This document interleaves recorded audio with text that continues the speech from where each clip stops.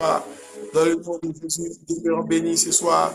Dans le nom de Jésus, je nous salue tous. Dans le nom de notre Seigneur Jésus-Christ de Nazareth. J'espère que vous m'entendez. Amen. Est-ce qu'on m'entend? Oui, on vous entend. Amen.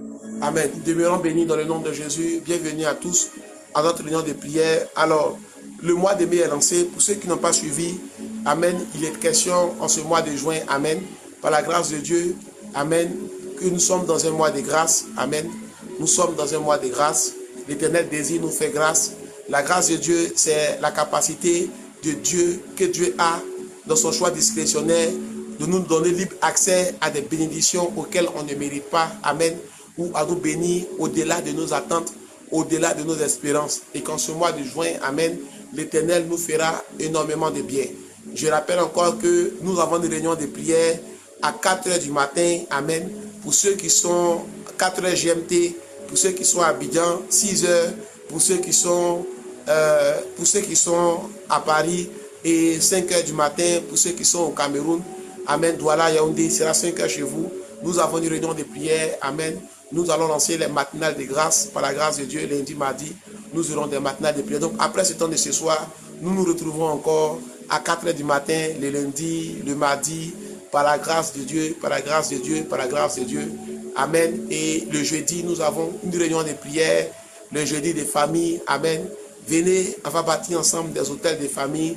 Et par contre, ça n'a pas été mis dans le programme, mais par la grâce de Dieu, samedi prochain, nous aurons un grand format témoignage. Notre Dieu bénit encore, Amen. On a une de nos mamans qui a été bénie professionnellement par la grâce de Dieu, qui sera avec nous, Amen, en ce mois de juin, Amen, pour rendre témoignage, Notre Dieu bénit encore, on a encore quelqu'un qui a été béni par la grâce de Dieu, Amen, dont Dieu a béni sa vie professionnelle. Par la grâce de Dieu, je ne vais pas vous spoiler. On sera ensemble le samedi prochain. Je mettrai l'heure, je conviendrai avec la dame qui doit témoigner. Je conviendrai également avec la code de l'heure. Et je mettrai assez rapidement l'heure. Amen. Afin qu'on soit là. Et juste après ce temps de témoignage, nous aurons également des prières que nous ferons également par la grâce de Dieu. Donc c'est un témoignage sur la vie professionnelle. Notre Dieu bénit encore. Sa main n'est pas courte pour bénir ses enfants. Et le samedi prochain, nous aurons un gros format témoignage. Après le travail, après les semences, vienne la récolte, vienne maintenant la récolte. Amen. Et nous serons en train d'écouter comment Dieu a agi dans la vie de cette maman. Amen. Amen. Amen. Donc, je vous salue tous dans le nom de Jésus et je fais la prière d'ouverture. Amen. Je fais la prière d'ouverture afin de lancer ce temps d'enseignement. On en aura pour 40 minutes maximum. Amen. Nous allons parler de la face cachée de l'évangile, certaines vérités que des chrétiens ignorent encore, qui font que dans les marches avec Dieu, ils n'arrivent pas à comprendre beaucoup de choses. Maman Anne-Estelle, soyez la bienvenue. Amen. Maman Anne-Estelle, soyez la bienvenue. Demeurez bénis, vous et papa et tous les enfants, demeurez bénis. Dans le nom de Jésus, je suis content de vous avoir ce soir dans la présence de Dieu. Amen. Amen. Bonsoir, frère Manuel. Bonsoir tout le monde. Amen. Je vais profiter de votre présence en même temps. Vous allez faire la lecture. J'aime bien quand vous lisiez. Amen. Donc, quand ce sera le moment, je vous dirai de lire. Ce sera dans Matthieu 2. Donc, si vous avez votre Bible, vous pouvez mettre ça à côté, Matthieu 2. Quand ça va être le moment, je profite en même temps. Amen. Amen. Donc, nous sommes réunis ce soir pour ce temps d'enseignement. On en aura pour 40 minutes maximum.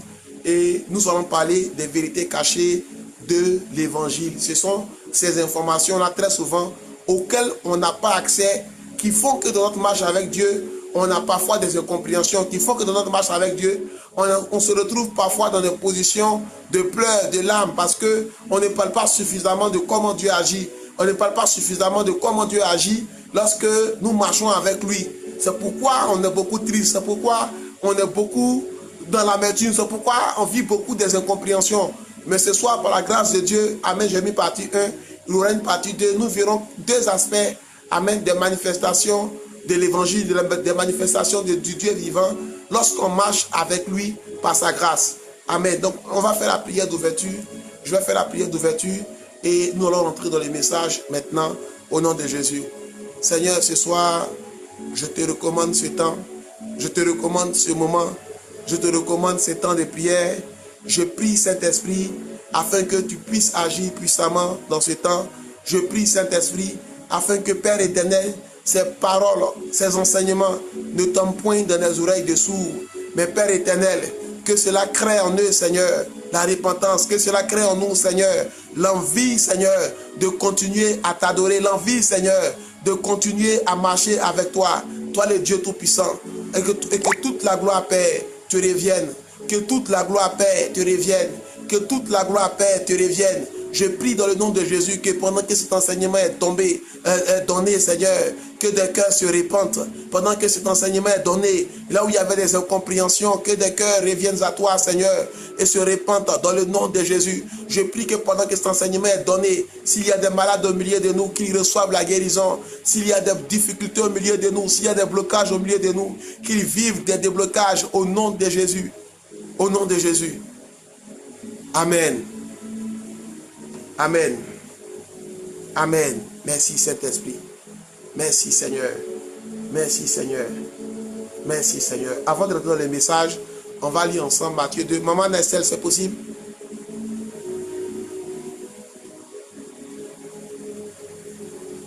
Oui, frère Emmanuel. Oui, donc Matthieu 2, du verset 1 au verset 16. Ok.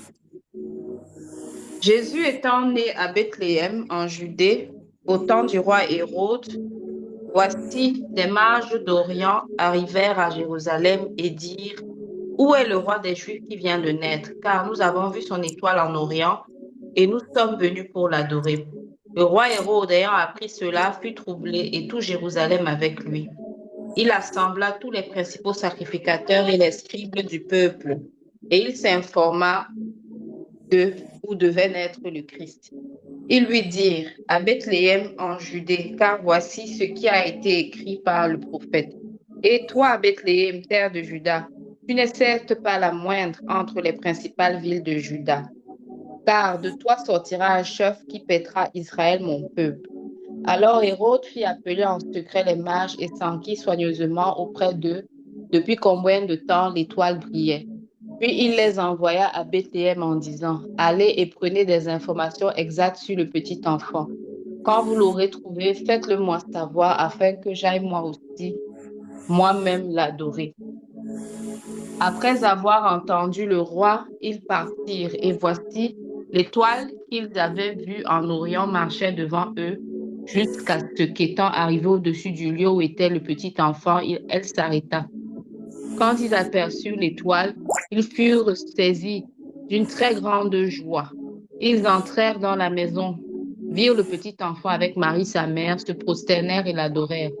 Ils ouvrirent ensuite leur trésor et lui offrirent en présent de l'or, de l'encens et de la myrrhe. Puis, divinement avertis en songe de ne pas retourner vers Hérode, ils regagnèrent leur pays par un autre chemin. Lorsqu'ils furent partis, voici un ange du Seigneur apparut en songe à Joseph et dit, lève-toi, prends le petit enfant et sa mère, fuis en Égypte et reste-y jusqu'à ce que je te parle, car Hérode cherchera le petit enfant pour le faire périr. Joseph se leva, prit de nuit le petit enfant et sa mère et se retira en Égypte. Il y resta jusqu'à la mort d'Hérode, afin que s'accomplisse ce que le Seigneur avait annoncé par le prophète. J'ai appelé mon fils hors d'Égypte. Amen. Amen. Amen. Amen. Soyez bénis, maman Estelle. Amen. Ce soir, Amen. nous allons nous attarder, amen, sur l'attitude du roi Hérode. Et l'attitude de ce roi-là, nous tous, malheureusement, en tant qu'enfants de Dieu, nous vivons ça. Nous agissons comme ça. De quoi s'agit-il exactement? Pour ceux qui nous prennent en cours, nous sommes dans Matthieu 2. De quoi s'agit-il exactement? Lorsqu'on parle de la face cachée de l'évangile, c'est la mauvaise interprétation que nous faisons des prophéties. C'est la mauvaise interprétation que nous faisons des paroles de connaissance. C'est la mauvaise interprétation que nous faisons des messages que Dieu nous donne, malheureusement.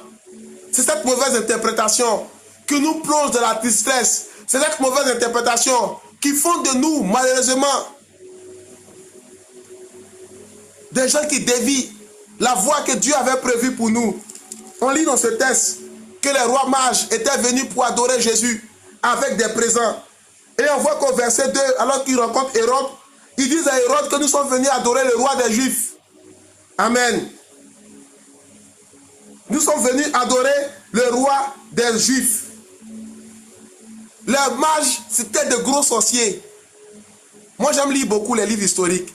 En dehors de la Bible, j'aime lire beaucoup les livres historiques. Les mages, c'était de gros sorciers. C'était des gens qui avaient une haute réputation. C'était des gens qui étaient connus. Amen. Pour être de gros sorciers. Quand un roi est établi au pouvoir, il a des mages autour de lui. Les mages, c'est le haut niveau de la sorcellerie. Donc, ce qu'il disait là, les gens respectaient ça. Ce qu'il disait, les gens écoutaient ça. Hérode a entendu qu'il y a un roi qui est né. Hérode a entendu qu'il y a un roi qui va naître. Hérode a entendu qu'il y a un roi qui va naître. Automatiquement, il a regardé à son siège. Automatiquement, il a regardé à sa royauté.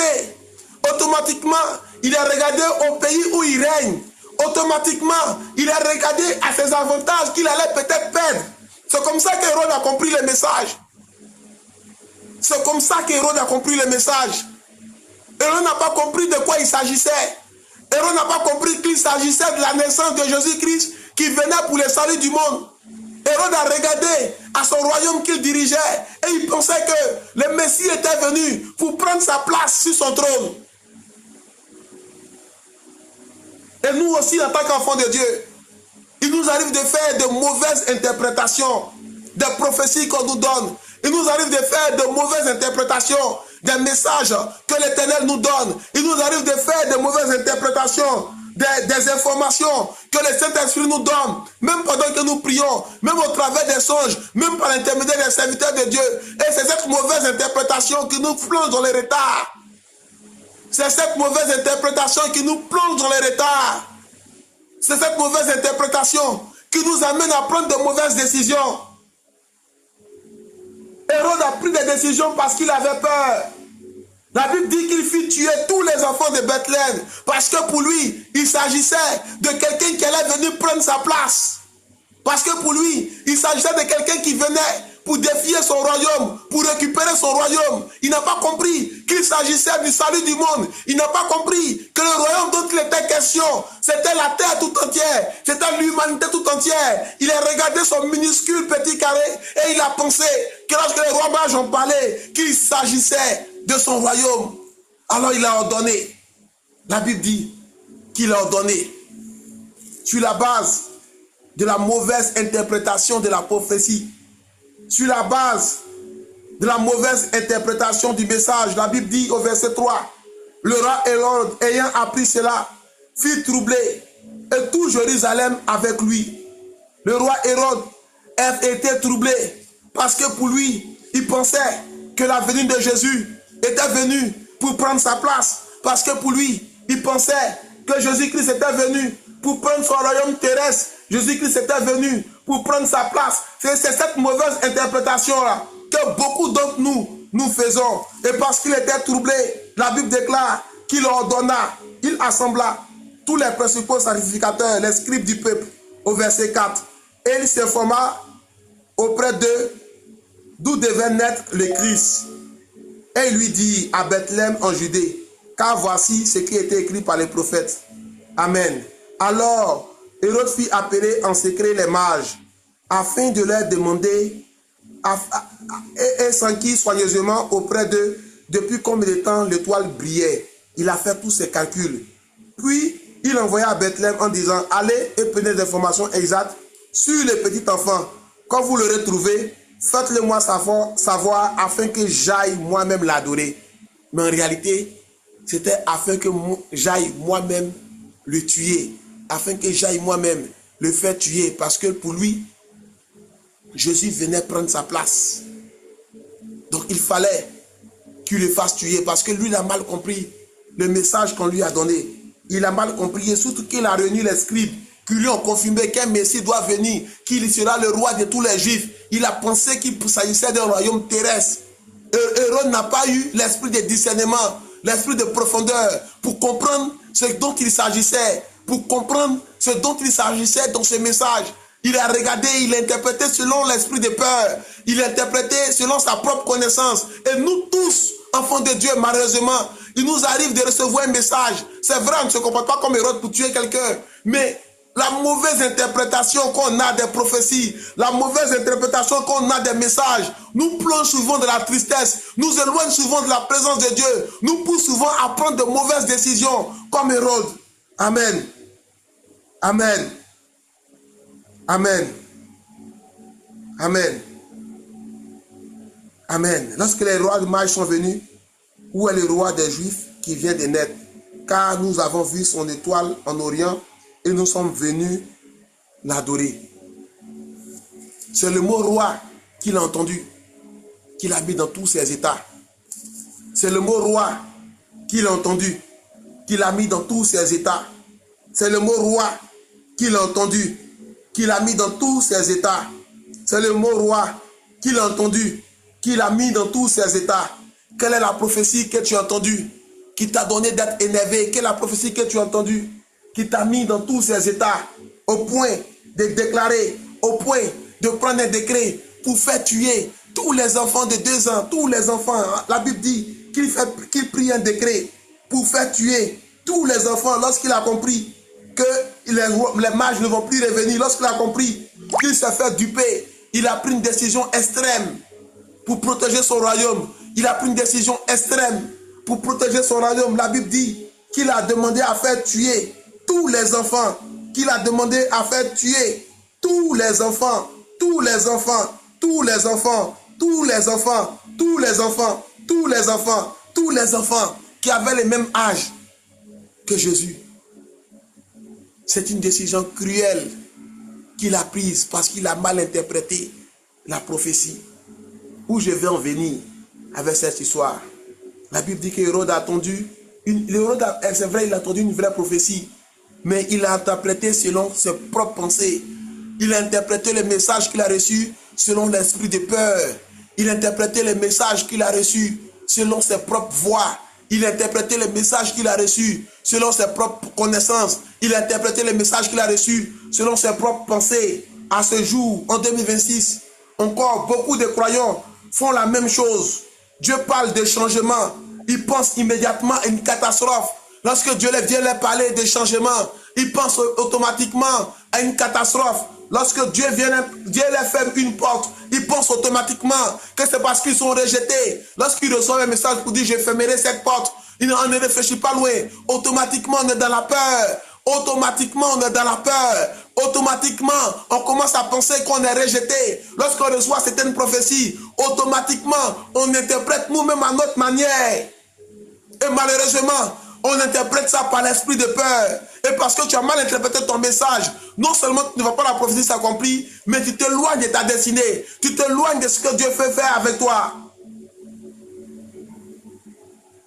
Lorsque Dieu les déplace d'un emploi, ils pensent automatiquement qu'ils ont échoué. Quand Dieu les demande, quand ils reçoivent une lettre de licenciement, ils pensent automatiquement qu'ils ont échoué. Ils pensent automatiquement qu'ils ont échoué. Ou même bien encore, lorsque Dieu les demande de poser une action, on pense automatiquement que le lendemain, en même temps, on verra l'exaucement. Et quand ça tarde un peu, c'est fini. On est dans tous nos états. On devient comme Hérode, on est irrité parce qu'on a posé l'action, parce que puis on n'a rien vu venir. On sort de 40 jours de jeûne et puis on n'a pas vu la gloire de Dieu. On est irrité, on commence à dire qu'on ne veut plus servir Dieu. On commence à s'éloigner de la présence de Dieu parce qu'on a jeûné et puis on n'a pas vu la gloire de Dieu. On s'éloigne de la présence de Dieu, on s'éloigne de nos engagements de la maison de Dieu. On s'éloigne de tout. On s'éloigne de tout. On s'éloigne de tout. On s'éloigne de tout, mais ne soyons pas comme Hérode. Ne soyons pas comme Hérode. Ne soyons pas comme Hérode. Il faudrait que nous soyons profonds. Il faudrait que nous soyons spirituels. Lorsqu'on reçoit un message, il faudrait qu'on puisse creuser. Moi, j'ai un cahier où je note. Prenez le temps d'étudier la prophétie.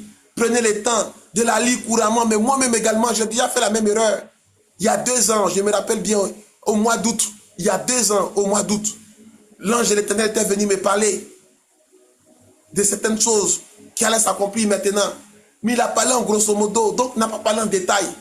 Donc pendant que l'ange de l'Éternel me parle, il a commencé à dire que de bonnes nouvelles vont m'arriver. Donc moi j'ai pensé, je suis frère avec vous, j'ai pensé à certaines choses pour lesquelles je prie depuis 2015. J'ai dit, ah donc c'est maintenant, ça va venir. Donc mon esprit était focus sur ça. Dans le même temps, j'ai changé de travail. C'est vrai, j'ai rendu grâce à Dieu, mais mon esprit était focus sur ce que Dieu m'avait dit en 2015 pour lesquels je prie depuis toujours. Je me dis, ah, c'est ça. J'ai changé, j'ai pu déménager, je suis sorti d'un environnement toxique au niveau de ma maison pour prendre un cadre un peu plus intéressant spirituellement. J'ai changé de travail, j'ai changé de salaire, j'ai changé de maison. Mais malgré tout ça, j'étais un peu triste parce que pour moi, l'ange est venu me parler. Donc c'est ce que j'ai mis dans mon cœur il y a 10 ans. C'est ça qui doit s'accomplir. Donc pendant un an, je continue de prier. On dit, mais Seigneur, tu as parlé. Je ne vois pas. Mais Seigneur, tu as parlé. Je ne vois pas. Jusqu'à mon âme était triste. Et puis le Seigneur a dit, mais l'ange est venu te parler là. Tu n'as pas vu que tu as déménagé facilement. Tu n'as pas vu que tu as changé de travail. Tu n'as pas vu que je t'ai consacré. Que tu commences à me servir. Mais c'est tout cela que moi j'appelais bonne nouvelle. Mais moi, mon esprit était parti ailleurs. Mon esprit, le Seigneur, quand l'ange est venu me parler de bonnes nouvelles, mon esprit était parti ailleurs. Était parti sur quelque chose d'autre que je convoitais. Était parti sur quelque chose d'autre que je visais. Et ça m'a rendu triste. C'est dit, je rends grâce à Dieu. Je rends témoignage. Mais dis, mais Seigneur, tu as dit non. Mais un truc là. Je n'ai pas pris le recul nécessaire pour analyser la prophétie que j'ai reçue. Je n'ai pas pris le recul nécessaire pour comprendre qu'est-ce que l'ange a voulu dire par bonne nouvelle. Moi, j'entendais bonne nouvelle automatiquement. Mais le Seigneur m'a rappelé un an après. Après un an de questionnement, il m'a laissé les questionnements pendant un an. Et après, il est venu me dire, il dit, mais je te consacre maintenant à mon service. C'est ça la bonne nouvelle. Je te donne maintenant des armes pour que tu puisses perdre mes brebis. C'est ça la bonne nouvelle. C'est ça la bonne nouvelle que l'ange est venu te dire. Il dit, ah, on est humain. Hein? J'ai dit, ah, Seigneur, moi j'ai pensé que c'était l'autre là. Il dit, non, c'est ça la bonne nouvelle. C'est ça la bonne nouvelle. Aujourd'hui, si Dieu vient dire à quelqu'un bonne nouvelle, en cas de sérieux, automatiquement tu as pensé à promotion, à l'argent, nouvelle voiture, nouvelle maison. Toutes ces choses-là, Dieu les appelle également bonnes nouvelles. Mais ça peut être plus d'intimité avec lui. Le Seigneur m'a dit, mais la bonne nouvelle, tu voulais prier plus d'une heure. Aujourd'hui, il te permet de prier plus d'une heure. Est-ce que j'aspirais à ça depuis combien de temps je n'arrivais pas? Mais malgré qu'il a fait tout ça, je pense que j'ai mal interprété son message et mon esprit était focus sur autre chose. Ça m'a mis dans une petite tristesse quand même. Je l'avoue, ça m'a mis dans une petite tristesse. Il a fallu qu'un an plus tard, le Seigneur vienne me parler pour me dire, mais regarde. C'est ça que moi j'appelais la bonne nouvelle. Je me suis repenti d'avoir été triste tout ce temps. Et plusieurs d'entre nous, ça nous arrive de mal interpréter les messages. Ça nous arrive, lorsque le message n'est pas totalement clair, ça nous arrive de automatiquement penser à ce que notre cœur veut. Et on a du mal à regarder ce que Dieu est en train de faire. Parce qu'on pense automatiquement à quelque chose que notre cœur veut. Et on dit totalement que c'est pas ça. Depuis ce temps-là, je me donne maintenant un exercice. Quasiment chaque trimestre ou chaque semestre, je regarde où ma vie était. Et puis je regarde à nouveau où ma vie est.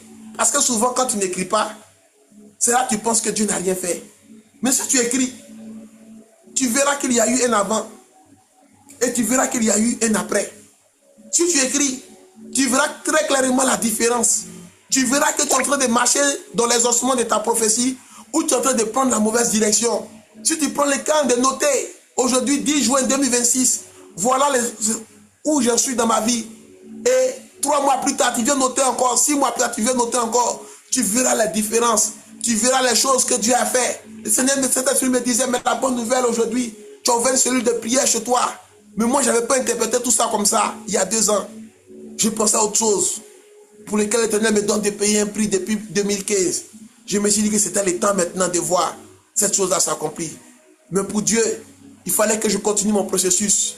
Mais il fallait que je déménage, il fallait que je change de boulot, il fallait que. Et c'est ce que l'ange est venu m'annoncer. Mais j'ai mal compris, j'ai mal interprété son message. Autant que nous sommes. Je me rappelle qu'une fois le Seigneur m'a dit de démissionner d'un boulot où j'étais. parce qu'il ne me voulait plus là-bas. Je pensais qu'immédiatement, j'aurais eu un autre emploi le lendemain. Mais Kenini, je n'ai rien eu le lendemain. Je n'ai rien eu le lendemain. Ça a failli me mettre dans la tristesse. Et c'est grâce à ma vie de prière, par la grâce de Dieu, j'ai pu me remettre d'aplomb. Quelque temps après, j'entends que l'entreprise est fermée et que ceux qui étaient à la tête étaient des escrocs. Quelque temps après. Mais Dieu n'est pas venu me dire tout en détail. Il m'a dit démissionne. J'ai rédigé mon mail et puis j'ai démissionné. Je ne suis même plus retourné au travail. J'ai démissionné par mail. Parce qu'en même temps qu'il m'a dit de démissionner, de la même semaine, j'ai un ami intime, servant de Dieu, Berger Joseph, qui fait un songe clair, qui me dit, j'ai vu en rêve, Chantal, venir dire de sortir du travail où tu étais. Chantal, c'est une ancienne amie qui se souciait beaucoup de moi. J'ai dit, si tu as vu en rêve que c'est Chantal qui vient te dire, c'est que c'est ça. J'ai démissionné en même temps par mail. Mais j'ai pensé que dans les temps, je n'avais pas d'emploi, je n'avais pas de sources de revenus, qu'immédiatement, j'aurais eu un autre travail. Mais ça ne s'est pas fait immédiatement. Ça ne s'est pas fait immédiatement. La vérité cachée de l'évangile, c'est que derrière notre obéissance, le Seigneur veut par-dessus tout gagner notre cœur. Donc il prend souvent son temps. On veut que ça se fasse rapidement. Mais il prend souvent son temps pour bien éduquer notre cœur. Il y a certaines choses, si j'avais eu assez rapidement, je vous dis la vérité. Peut-être que aujourd'hui, je ne serais pas en train d'enseigner. Je n'aurais pas programmé le temps d'enseignement aujourd'hui. Il y a certaines choses, si l'Éternel m'avait donné rapidement, j'allais dire, ah, il y a Coupe du Monde. Je m'aurais regardé Coupe du Monde. Il y a certaines choses, si Dieu te donne ça rapidement, le jour où il t'appelle dans sa présence, tu ne vas pas partir. Il y a certaines choses, s'il fait ça rapidement dans ta vie, moi je vous promets que si l'Éternel m'avait donné certaines choses assez rapidement, je n'allais pas comprendre la nécessité de travailler pour son œuvre. J'allais dire, mais aujourd'hui, là, il y a Allemagne, il y a Pays-Bas, il y a Côte d'Ivoire qui joue. Donc, attends, je vais d'abord aller regarder match. Un autre jour, je vais faire l'œuvre. Mais la crainte de l'Éternel fait que tu réfléchis différemment. La crainte de l'Éternel fait que le ballon est en train de passer, puis tu éteins ta télévision pour regarder autre chose. Et c'est ce que Dieu veut que nous soyons. Des gens qui apprennent à l'adorer, pas à cause des prophéties, pas à cause de ce qu'il a dit. Et peu importe ce qu'il a dit, nous ne devons pas rentrer dans un état de tristesse. On doit faire confiance au processus. On doit faire confiance au processus avec Dieu. Alors toi à qui Dieu a demandé de changer d'emploi, ça ne veut pas dire que tu as échoué. Lorsque Dieu annonce l'élévation, amen. Souvent tu peux être en train de prier, puis tu entends l'élévation, élévation. Ça ne veut pas parler forcément d'élévation financière. On est un siècle où on vit beaucoup de pression financière et on en vit vraiment que les finances soient dégagées. Mais lorsque Dieu vient te parler, qu'il dit l'élévation, n'interprète pas directement pour dire l'élévation financière. Prends du recul par rapport à l'information que tu as reçue et recherche encore dans la présence de Dieu. Recherche encore dans la présence de Dieu. Seigneur, qu'est-ce que tu as voulu dire? Seigneur, de quoi tu as voulu me parler au travers de ce message? Seigneur, qu'est-ce que tu as voulu m'enseigner par cette prophétie? Et pendant que tu es en train de prier comme ça, le Seigneur va venir te parler pour te dire, il s'agit de l'élévation à tel niveau parce que tu vis tel combat. Je veux que ça soit dégagé d'abord. Mais dès qu'on atteint l'élévation nette, on relie ça à notre sujet de prière, d'actualité, et puis on dit, hop, le Seigneur va m'exaucer. Et quand un mois après on ne voit pas l'exaucement, on pense que notre Dieu est menteur, on pense que notre Dieu est faux, on pense que notre Dieu n'est pas avec nous. Pourtant, ce n'est pas le cas. Notre Dieu est avec nous. Notre Dieu est avec nous. Il a dit qu'il sera avec nous jusqu'à la fin des temps. Sa parole ne ment pas. Sa parole est le oui et le amen. Il a dit qu'il est avantageux pour lui qu'il s'en aille, afin que vienne l'Esprit Saint. L'Esprit Saint demeure en nous. Il est avec nous. Il ne nous a jamais abandonnés. Mais à cause des mauvaises interprétations que nous faisons des messages de Dieu, on pense souvent à tort que notre Dieu nous a abandonnés. On pense souvent à tort que notre Dieu n'est pas avec nous. On pense souvent à tort qu'il ne vit pas avec nous. Lorsque Dieu nous parle d'une grande responsabilité, automatiquement, on pense qu'on sera nommé directeur, alors qu'il peut s'agir d'autre chose.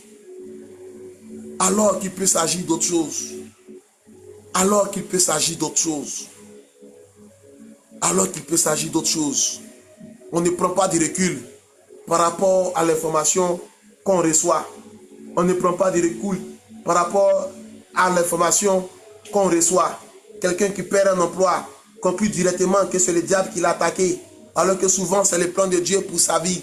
Quelqu'un qui perd un emploi conclut directement à une attaque du diable. Pourtant peut-être l'Éternel voulait t'éloigner de cette entreprise qui fait des choses malsaines, alors que peut-être l'Éternel voulait t'éloigner d'un environnement toxique. Tu n'as pas compris ça comme ça. Tu as conclu directement à des attaques du diable. Lorsque tu perds ton emploi, tu penses directement à des choses, alors que peut-être que l'Éternel est en train de préparer une promotion ailleurs pour toi, alors que peut-être que l'Éternel veut que tu commences à rester à la maison pour postuler à nouveau, parce qu'il y a une entreprise là-bas qui aura besoin de ton talent, mais pendant que tu es au travail, tu ne pourras pas voir cette opportunité, mais pendant que tu seras à la maison, tu verras que le talent pour lequel tu t'es payé 1 franc, il y a quelqu'un là-bas qui a besoin de ce même talent-là et qui est prêt à te payer 10 francs de plus. Mais on n'interprète pas les messages. On interprète comme ça nous arrange. Et après, ça nous rend dans la tristesse. Lorsque on reçoit une parole par rapport au mariage, tu vas te marier et que les années passent, tu ne vois pas le mariage, tu conclus automatiquement que la prophétie était fausse. Or, tu ne regardes pas à ta vie pour savoir que c'est peut-être parce que je n'ai pas bon caractère. C'est peut-être parce que mon comportement est mauvais. C'est peut-être parce que je ne suis pas prêt comme ça que mon mariage tarde. Non, non, on ne se remet pas en cause. C'est peut-être parce qu'il y a encore des auteurs dans ma famille qui parlent contre ma vie. Et que il faut que, donc, dans ces cas, il faut que je commence à jeûner par rapport à ça. On ne se remet pas en cause. Et automatiquement, les années passent. 6 mois après, on ne voit rien s'accomplir. On commence à pleurer. On commence à pleurer. On commence à croire que Dieu n'est pas avec nous. On commence à croire que Dieu ne vit pas avec nous. Alors que Dieu travaille. Dieu veut travailler peut-être d'abord notre caractère. Dieu veut travailler peut-être d'abord notre maturité avant de nous faire entrer dans les foyers. Mais nous-mêmes, on interprète à notre manière. Et après, c'est cette mauvaise interprétation des prophéties qui nous plonge, qui plonge notre cœur dans la tristesse, qui nous rend amers. Qui nous rend amers. Un frère te salue, une sœur te salue, tu es amer, tu es aigri en même temps. Parce que tu te sens en retard. Mais en retard par rapport à quoi? Bien-aimés, ne soyons pas comme Hérode, qui a mal interprété les messages qu'il venait de recevoir de Dieu. Ne soyons pas comme Hérode, qui a mal interprété les messages, à telle enseigne qu'il avait tellement peur pour son royaume, qu'il avait tellement peur pour son petit pays, qu'il a commencé à faire tuer tous les enfants qui devaient naître. Dans la même période que Jésus sont morts. Parce qu'une personne a cru que lorsqu'on parlait de roi des Juifs, il s'agissait de son petit pays. Il s'agissait de le renverser pour établir quelqu'un. Il nous arrive également de mal interpréter les messages. Lorsque on nous annonce des prophéties sur la vie de notre enfant, pour une femme qui est enceinte, tu vas accoucher quelqu'un qui sera le héros de la famille, qui sera le tonton de la famille. Et quand l'enfant naît et que l'enfant est chétif ou beaucoup maladif, on commence à penser que la prophétie qu'on a reçue n'est pas bonne. On commence à penser que la prophétie qu'on a reçue vient du diable parce qu'on regarde aux circonstances. Et très souvent même, on commence même à ne plus désirer cet enfant. Parce qu'on pense qu'on a reçu une mauvaise prophétie. On commence à ne plus désirer cet enfant. On commence à l'injurier, on commence à le maltraiter. Souvent même, c'est celui qui est le mal aimé de tous. Parce qu'on pense que la prophétie qu'on a reçue est mauvaise. Mais pourquoi il tombe beaucoup malade, lui qui devait venir sortir ma famille de la galère? Seigneur, tu as dit que s'il venait, il aurait eu richesse, il aurait eu c'est ça. Mais pourquoi ça ne se manifeste pas encore? En même temps, on a l'âme de la tristesse. La face cachée de l'évangile. C'est comment est-ce que tu interprètes les messages de Dieu. Le premier aspect, c'est comment est-ce que tu interprètes les messages de Dieu. Une mauvaise interprétation des prophéties et des paroles peuvent te conduire en enfer. Une mauvaise interprétation des prophéties et des paroles peuvent t'éloigner à jamais de la présence de Dieu. Une mauvaise interprétation des prophéties et des paroles que tu as reçues en ton cœur peut t'éloigner à tout jamais de ta destinée. Une mauvaise interprétation des messages que tu as reçus de Dieu peut t'éloigner à tout jamais de ta destinée, peut t'éloigner de la vie éternelle, peut t'éloigner de la présence de Dieu à tout jamais. Alors faire attention aux messages que tu reçois. Alors faire attention à l'interprétation des messages que tu reçois. Quand ce n'est pas très précis, toi-même n'ajoute pas tes précisions. Tu peux le faire par la foi. Mais si après ça te met dans la tristesse, prends du recul. Le Seigneur se révèle à toi, te dit tu auras de bonnes nouvelles. Aie une vie d'ensemble. Aie une vie d'ensemble. N'aie pas une vie particulière que sur tes finances. N'aie pas une vie particulière que sur ta santé parce que c'est ton débit du moment. Aie une vie d'ensemble. Aie une vie d'ensemble. Aie une vie d'ensemble. Aie une vie d'ensemble sur le message que Dieu te donne. Aie une vie d'ensemble sur le message que Dieu te donne afin que tu ne rates pas ton salut, afin que tu ne rates pas ta bonne nouvelle, afin que tu ne rates pas le message que Dieu a pour toi. La deuxième face cachée de l'évangile, c'est le Dieu qui change ce qu'il a annoncé. La deuxième face cachée de l'évangile, c'est le Dieu qui change ce qu'il a annoncé.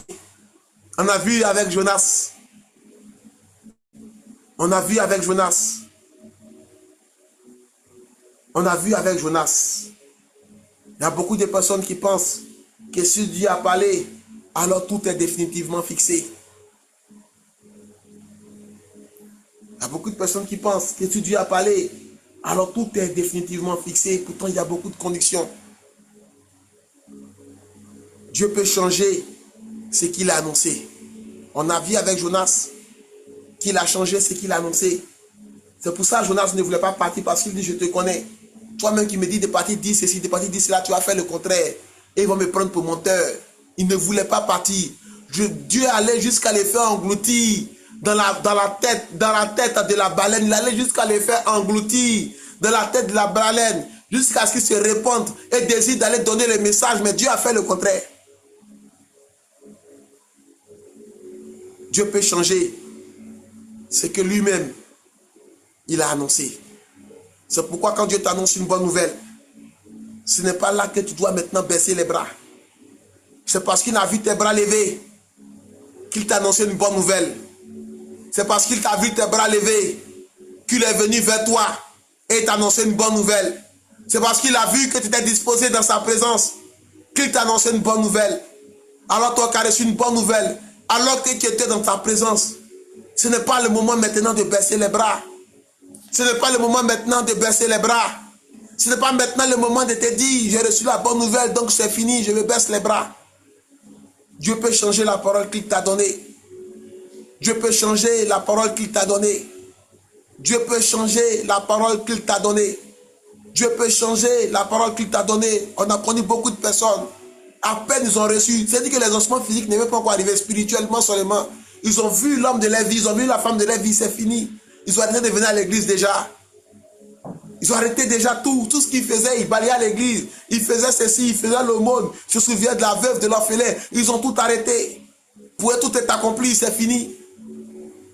Pourtant, c'est parce que Dieu a trouvé tes bras levés. C'est parce que Dieu t'a trouvé dans une position de jeûne et prière qu'il a répondu à ta prière. Et pour maintenir ce qu'il a répondu, il faut que tu gardes tes bras levés. Mais malheureusement, autant que nous sommes, quand Dieu répond à notre prière, c'est fini. On n'est plus connecté aux réunions de prière. Quand Dieu répond à notre prière, c'est fini. On n'est plus fidèle dans les temps de jeûne qu'on avait pris. Quand Dieu répond à notre prière, c'est fini. On vient faire, si on vient faire une offrande de remerciement à l'homme de Dieu, puis on disparaît. On ne vient plus à l'église. Parce que Dieu a répondu à nos prières. Attention, le Dieu qu'on sert peut dire une chose et peut la changer après. Attention, le Dieu qu'on sert peut dire une chose et la changer après. Attention, le Dieu que tu sers peut dire une chose et la suspendre après. On a vu les cas avec Jonas. Dieu envoie Jonas annoncer l'évangile. Dieu envoie Jonas annoncer la bonne nouvelle. Encore 40 jours et Ninive sera détruite. Les habitants se répandent. Dieu ne détruit plus la ville. Le même qui a envoyé Jonas pour aller dire, je vais les détruire dans 40 jours. À telle enseigne que Jonas ne voulait pas partir. Il dit ça, j'ai fini de dire là. C'est le contraire que tu vas faire. Il a fait engloutir Jonas. Il l'a mis dans une situation de preuve. Puis qu'il ait forcément dit la chose. Pourtant Dieu a fait le contraire. Pourtant Dieu a fait le contraire.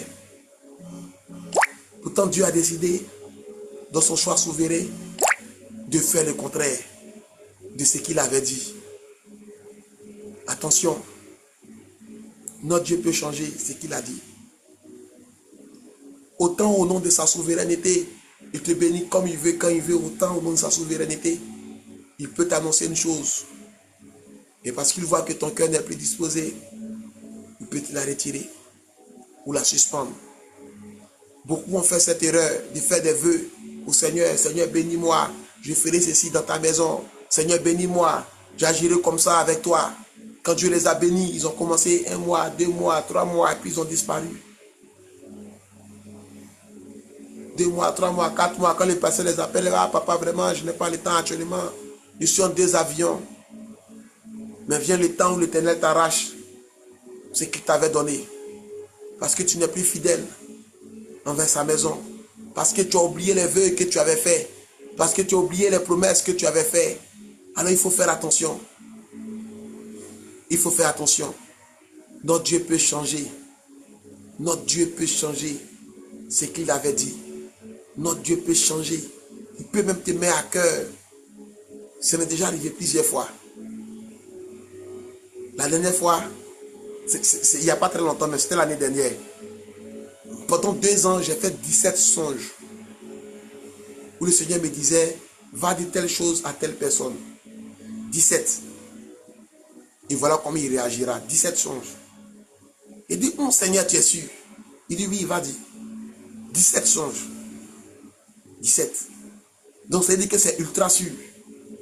Il dit, mon Seigneur, tu es sûr? Il dit, va dire. 17 songes. C'est un témoignage vivant que je rends. J'ai même appelé les vieux. Mon père spirituel, il dit, ah papa, voilà la situation que je vis, voilà ce que Dieu me demande d'aller faire. Il dit, d'accord.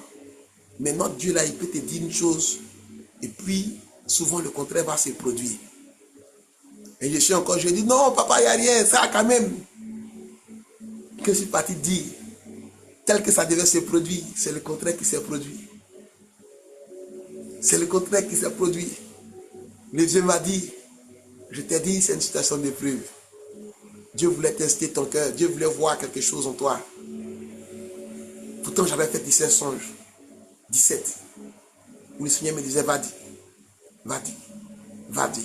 Voilà comment ça s'est passé. Va dire. Voilà comment ça s'est passé. Le même Dieu que je suis parti dire. J'ai pris tant de jeunes. J'ai fait tous les petits trucs qu'on a l'habitude de faire. Mais que je suis parti dire. C'est le contraire qui s'est produit. Notre Dieu peut changer ce qu'il te demande d'annoncer. En ce mois de juin, j'avais préparé le thème du mois de juin. Et quand je me suis assis, il dit, l'Éternel dit, je désire vous faire grâce. Parle de ma grâce, annonce de ma grâce. Prie avec ce thème. 5 minutes avant que je lance les lives, la prière de consécration du mois de juin. Le même qui m'avait donné un autre thème, pour lequel je me suis préparé, pour lequel j'ai pris le temps, pour lequel j'avais même posé des congés. J'ai dit, bon ça là, le thème est tellement lourd qu'il faut que je pèse des congés pour pouvoir bien intercéder, pour pouvoir bien... Le même a changé. À peine je suis venu m'asseoir, il dit, je désire vous faire grâce. J'ai changé le thème. Mois de grâce. Il y a une jeune soeur qui va témoigner par la grâce de Dieu le samedi. Dieu l'a fait grâce. Et des gens sont dans le processus pour que Dieu les fasse grâce également. Attention, Dieu peut changer. Il peut te mettre à cœur un projet et après il change. Il dit, c'est moi l'Éternel qui t'avais inspiré ce projet. C'est moi l'Éternel, je dis désormais, fais ceci. Avant que je commence les ministères cette année, avant qu'on me consacre pour la seconde consécration cette année, le même Dieu qui m'avait inspiré un projet, je fais venir les choses de Chine. Chez moi, il y a plein de cartons. Mais ce sont mes derniers cartons. Je ne trouve même pas le temps pour vendre. Ce sont mes derniers cartons. Je n'ai plus commandé depuis. Quand on devait me consacrer, le Seigneur s'est révélé à moi et dit, je veux que tu arrêtes cette activité pour te consacrer sur mes brebis. J'ai dit, mais Seigneur, c'est toi-même qui a permis que j'ai les moyens pour lancer l'activité il y a 1 an. C'est toi-même qui m'as donné d'aller vers des personnes qui m'ont accompagné à hauteur de millions il y a 1 an. Pour que je puisse aussi m'en sortir tel que selon mes standards à moi. C'est le même 1 an plus tard. Il est venu. Il dit ça, tu arrêtes maintenant. Je veux que tu te consacres sur mes brebis. Le même. Il a monté mes dossiers. J'ai eu l'accompagnement que je voulais. J'ai commencé mon activité. Le même. 1 an plus tard, on était au mois de décembre. Il dit ça, je veux que tu arrêtes. Par la grâce de Dieu, j'ai cette facilité-là à suivre ce que Dieu me demande de faire. Par la grâce de Dieu, j'ai cette facilité à suivre ce que Dieu me demande de faire.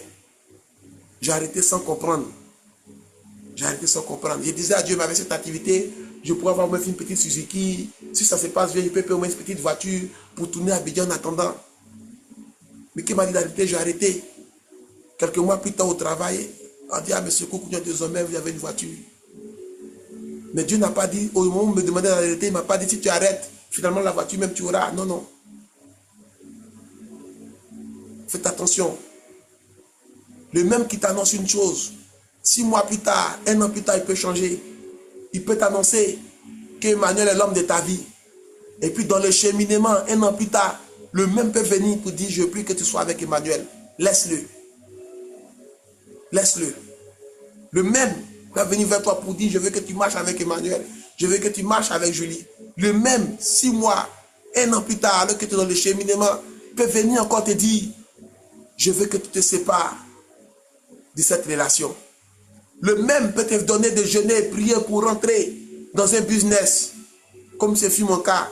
Et 1 an plus tard, venir te dire, laisse tomber ce business. Voilà ce que je veux que tu fasses maintenant. Ce sont des vérités qu'on ne sait pas. Ce sont des vérités qu'on n'entend pas assez. Qui fait aujourd'hui que notre cœur est plongé dans la tristesse. Qui fait aujourd'hui que notre cœur est plongé dans la tristesse. Moi, je n'ai eu aucune tristesse.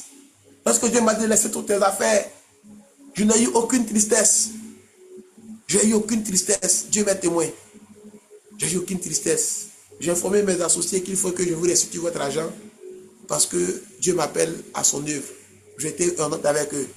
Que vu le volume d'âme qu'il me confie maintenant, je n'ai plus la capacité de faire une autre activité. Mais avant, mes samedis étaient consacrés à la vente d'articles. Ou bien soit ils m'ont cherché des marchés, des gens qui veulent faire venir des choses de Chine. Je m'ai cherché des marchés. Avant, c'est ce que je faisais chaque samedi. Mais aujourd'hui, chaque samedi, mon agenda, c'est prière avec Marie-Cécile à 6 heures. Prière avec telle personne, avec Garcia à telle heure. Prière avec Yannick à telle heure. Mon programme du samedi, c'est comme ça maintenant. Évangélisation le matin. Prier avec temps, prier avec temps, prier avec temps, prier avec temps, prier avec temps. Puis vers 18 heures, je souffle un peu. Mais je suis heureux parce qu'ils sont en train de faire l'œuvre de mon Père. Je suis heureux. Ça me procure de la joie. Ça me procure de la satisfaction. Même quand je rate un rendez-vous avec quelqu'un, je prends le temps de m'excuser. Pas parce que la personne a payé pour avoir un rendez-vous avec moi, mais parce que j'ai l'amour de Dieu, j'ai la crainte du Seigneur. Je prends le temps de m'excuser pour dire, maman, pardon, excuse-moi, j'ai eu un contretemps. Mais mes samedis sont consacrés à l'œuvre de Dieu. Dans mon travail, ceux qui travaillent samedi sont payés. Ceux qui travaillent jour férié sont payés. Mais moi, je dis non, je reste pour faire l'œuvre de mon Père. C'est un zèle qui paye. C'est un zèle qui payera. C'est un zèle qui parlera pour ma famille demain. C'est un zèle qui parlera pour ma future épouse demain. C'est un zèle qui payera pour mes enfants demain. Le sacrifice que Dieu te demande de faire aujourd'hui, l'obéissance que Dieu te demande aujourd'hui, ça parlera demain en ta faveur. Ça parlera demain en ta faveur. Ça parlera demain en ta faveur. Ça parlera demain en ta faveur. Mais il faut que tu écoutes la voix de Dieu et que tu suives. Et surtout, ne sois pas triste. Ce sont ces deux vérités que j'avais vraiment à cœur à partager ce soir avec vous. Dieu est capable de changer ce qu'il annonce. Dieu est capable de changer ce qu'il annonce. Soit c'est son choix discrétionnaire de changer, soit il estime que les conditions sont plus réunies et il veut que tu enlèves tes pieds là-bas. Dieu m'a déjà encouragé une fois à prier pour quelqu'un. Et après, il s'est révélé à moi. Il dit, on stoppe tout. Il dit, papa, il dit, non, on stoppe tout. J'ai enlevé mon pied là-bas. Je n'ai même pas réfléchi, j'ai enlevé mon pied là-bas. Soyons très disciplinés, comprenons que Dieu peut nous encourager à aller dans une voie et la changer après. Paul allait évangéliser. Et sur la route, le Seigneur lui a dit, non, tu n'iras pas là-bas, tu iras ici. Paul priait sans cesse. Moi, je suis persuadé que Paul avait reçu de Dieu qu'il devait aller dans tel endroit. Mais sur la route, le Seigneur a changé. Il dit finalement, tu vas là-bas. Et il est parti. Et c'est pareil aujourd'hui, Dieu peut nous dire, va ici. Mais finalement, il t'envoie de l'autre côté. Même les plus grands serviteurs de Dieu le disent dans la chair, qu'ils viennent avec un message. Et puis après, le message change. Et puis après, le message change. À peine qu'il dit, je vous salue net, Dieu te dit, prêche autre chose. Soyons sensibles à la voix de Dieu. Et comprenons que Jésus sait changer ses voix. Comprenons que notre Dieu sait changer ses voix. Voilà un peu la première partie de mon message que j'avais à cœur de partager. Dieu est capable de changer ce qu'il t'a dit. Et la première information, sachons interpréter les prophéties. Ne soyons pas comme Hérode qui a entendu le roi. Automatiquement, il a pensé à son trône. Et il a fait tuer tout le monde. Toi, qu'est-ce que tu entends? Qui t'encourage à... Qu'est-ce que tu entends? Qui croit et tu penses que ça vient de Dieu? Qui t'encourage à être dans la tristesse? Qui t'encourage à être dans cette situation, dans cette vie que tu vis? Qui t'encourage à être dans l'amertume? Le message de Dieu ne doit pas te conduire dans l'amertume. Les recommandations de Dieu ne doivent pas te conduire dans la souffrance. Même, je vous dis un secret. Même quand Dieu te dit, je veux que tu offres ta voiture à l'Éternel, tous ceux qui ont fait ça, on fait ça avec joie. Tous ceux qui ont fait ça, on fait ça avec joie. Donc s'il n'y a pas de la joie derrière l'obéissance que tu penses que ça vient de Dieu, attends d'abord avant de faire. S'il n'y a pas de la joie derrière les sacrifices que tu penses faire, parce que c'est venu de Dieu, attends d'abord. Parce qu'il y a de la joie. Parce qu'il y a de la joie. Je me rappelle de la deuxième année où j'ai fait les prémices au mois de janvier. J'avais de super problèmes. Mais lorsque j'ai pris la route pour aller chez mon père, pour poser l'action des prémices, il y avait une joie qui m'avait envahi. Il y avait une joie indescriptible qui m'avait envahi. Je ne peux même pas expliquer cette joie-là à quelqu'un. Pourtant, j'avais besoin de cet argent. Mais il y avait une joie qui m'avait envahi. La toute première fois que j'ai commencé à dresser des hôtels de la présence de Dieu, il y a une joie qui m'avait envahi. Le montant était important. Mais il y avait une joie qui m'avait envahi. Si la joie ne t'envahit pas, attends. Si la joie ne t'envahit pas, attends. Il faut que la joie t'envahisse. C'est important. Tout ce qu'on fait dans la maison de Dieu, c'est vrai, on se discipline parfois. C'est vrai, on se force parfois. Mais il faudrait quand même qu'il te sente qu'il y a de la joie. En ce mois de juin, le Seigneur m'a mis à cœur quelque chose. Quand j'ai vu la joie, j'ai dit, oh Seigneur, les moyens, Amit il dit, prie, c'est moi qui t'ai dit de faire. Quand j'ai prié, il a pourvu aux moyens. Et ils sont en train de faire la chose. Je suis assis et je me rappelle, il restait 50 000 pour terminer ce qu'il m'avait demandé de faire. Et puis j'ai reçu 50 000 de quelqu'un. La même semaine, je crois que c'est la semaine dernière, il me restait 50 000 francs pour achever l'obéissance que Dieu m'avait mis à cœur. Et quand j'ai reçu les 50 000, j'étais assis là. Et puis j'ai commencé à rire. Et j'ai dit, Dieu, tu es l'homme. Dieu, tu es fort. Mais j'avais de la joie dans mon cœur. Parce que je savais que ce qu'ils sont de faire là, c'était ce que Dieu voulait que je fasse.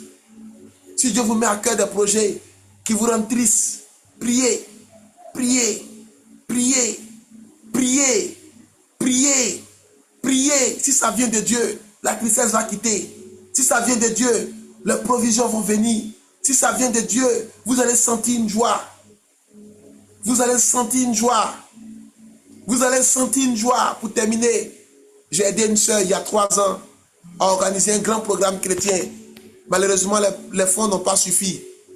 Et elle avait déjà engagé plusieurs prestataires à telle enseigne qu'elle devait vendre sa voiture.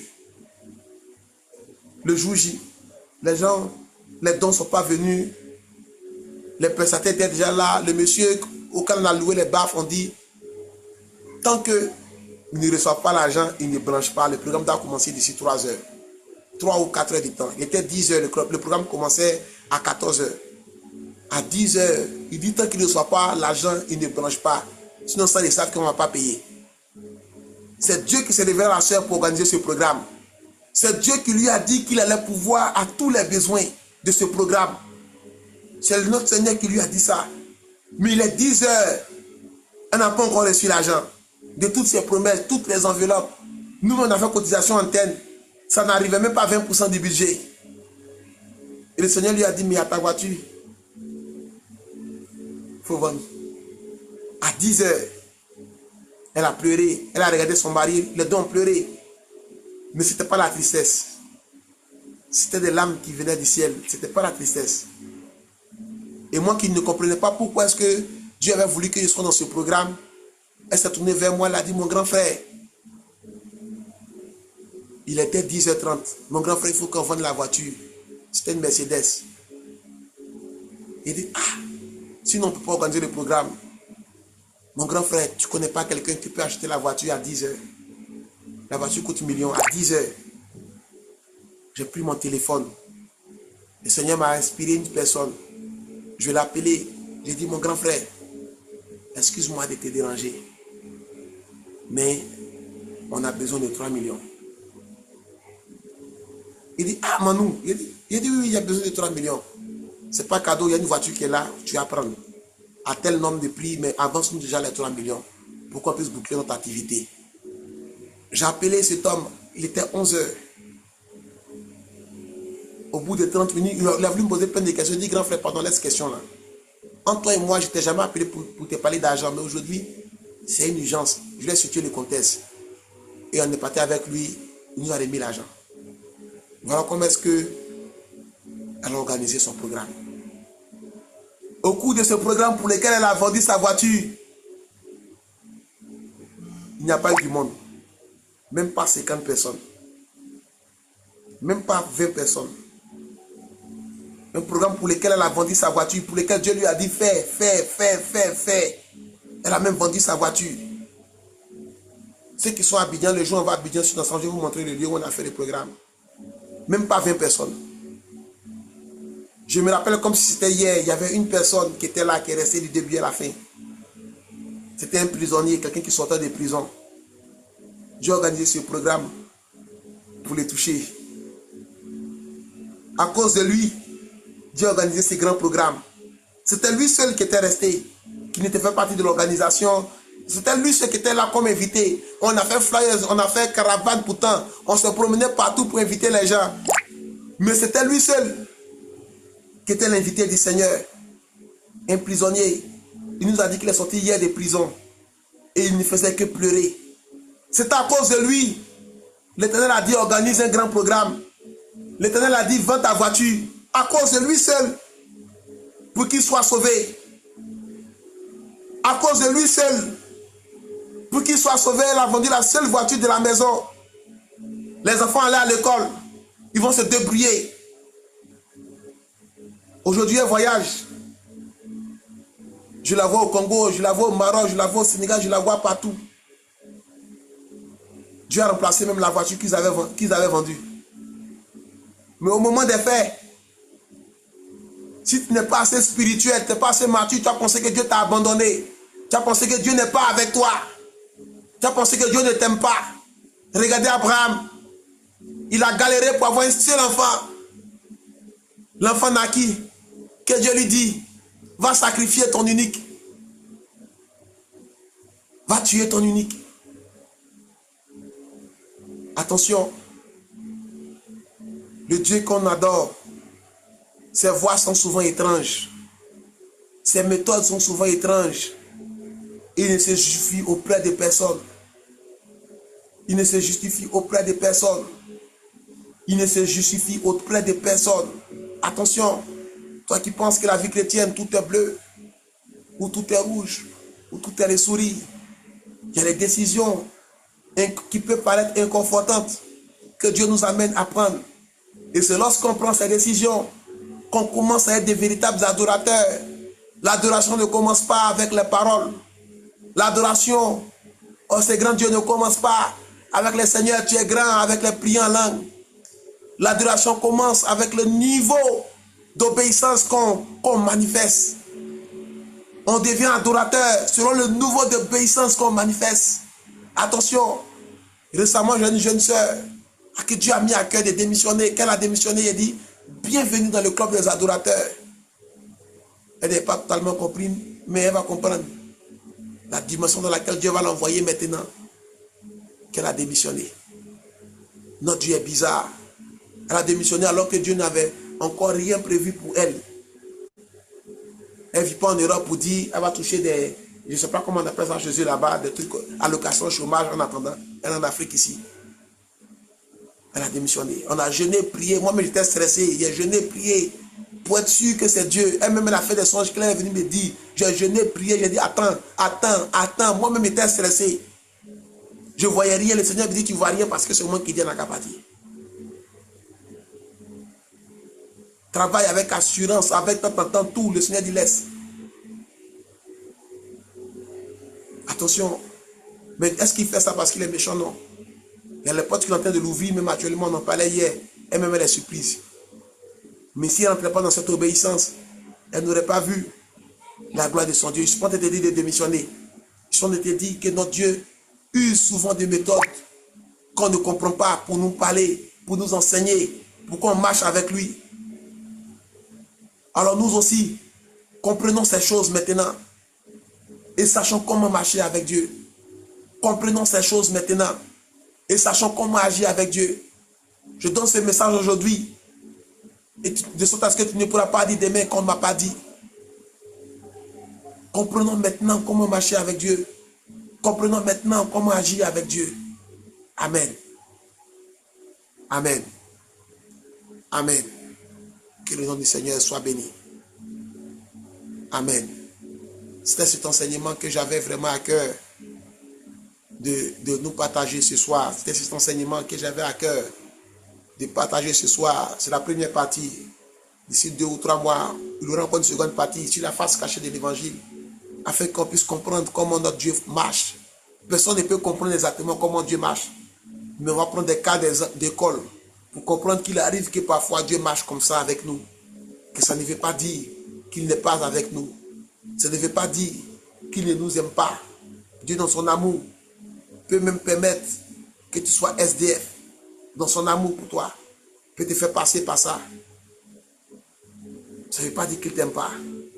Ça ne veut pas dire qu'il n'est pas avec toi. Au contraire, il te forme, il t'éduque, afin que quand vient le temps, tu sois prêt, tu sois mature. Afin que par immaturité, tu ne perdes pas des occasions, tu ne perdes pas des grâces. Que le nom du Seigneur soit béni. Que le nom du Seigneur soit béni. C'est le message que j'avais à cœur à partager avec vous ce soir. Que l'Éternel nous bénisse tous. Que l'Éternel nous garde tous. Que l'Éternel donne nous comprendre.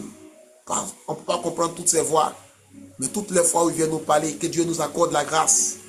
Que Dieu nous accorde la grâce de comprendre son message. Que Dieu nous accorde la grâce de comprendre ce qu'il essaye de nous dire. Que Dieu nous donne par-dessus tout d'être obéissant à sa parole.